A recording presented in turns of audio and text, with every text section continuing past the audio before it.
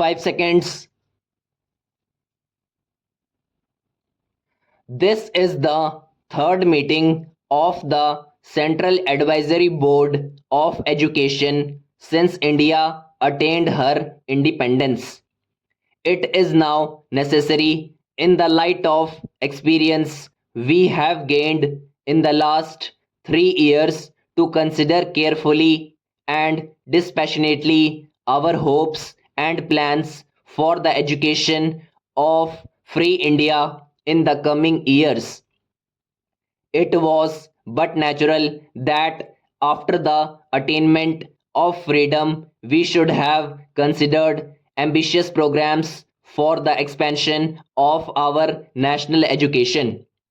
This was necessary as education is one of the most important of our nation building activities. We had also to make special efforts to wipe out the deficiency in education created by over 100 years of foreign rule. It was in this spirit that the Ministry of Education prepared a program of work for the next 10 years. It was obvious that we had to build our educational structure from its very basis and improve it both qualitatively and quantitatively.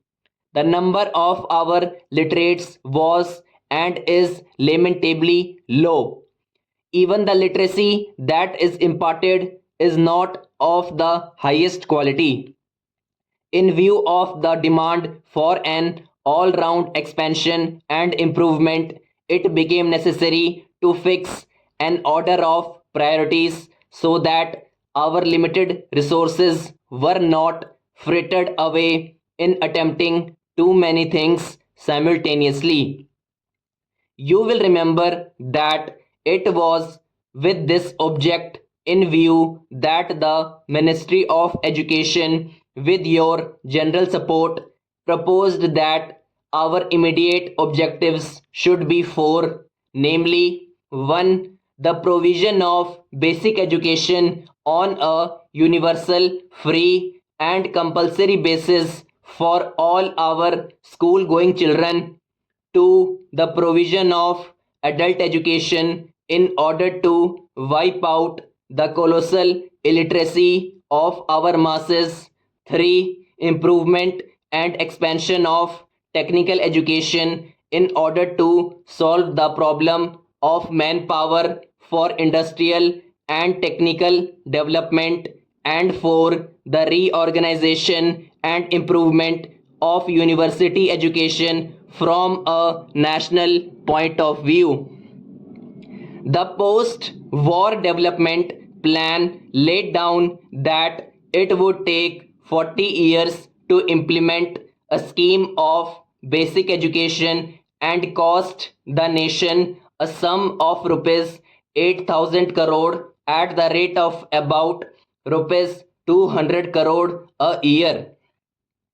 You will remember that after the attainment of independence, we all felt that the period was too long and exigencies of our national economy demanded a reduction in the cost. We realized that lack of finance was not the only obstacle in our way. You considered these reports last year's and generally approved of the recommendations.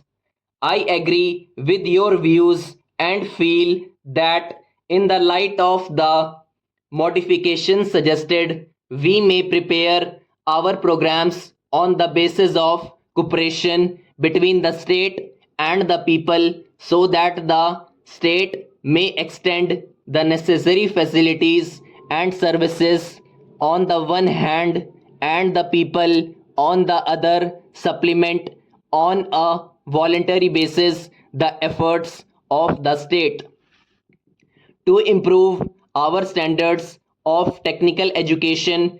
The program that we had envisaged was the establishment of four higher technological institutes in addition to the strengthening of existing institutions. Considerations of finance did not permit us to start with all the four, but we thought that at least a beginning should be made. The Eastern Higher Technological Institute near Calcutta was taken in hand, though even waiting for the construction of all the necessary buildings. The scheme is in progress, and I hope that the next academic year will see the first batch of teachers and students working in this institute. Simultaneously, it has been our aim to strengthen the existing institutions by improving their quality and increasing their capacity. In the field of university education, the Indian University Education Commission, under the chairmanship of Professor Radhakrishnan, was asked to submit its report within 9 months. You will be glad to know that it has already done so. The report is before you, and one of the main functions of this meeting of the board will be to consider the recommendations of the commission.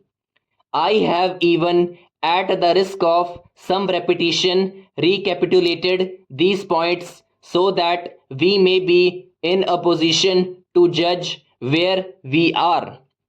You will appreciate that so far as planning is concerned, the ministry is ready with its program in all the four fields mentioned by me.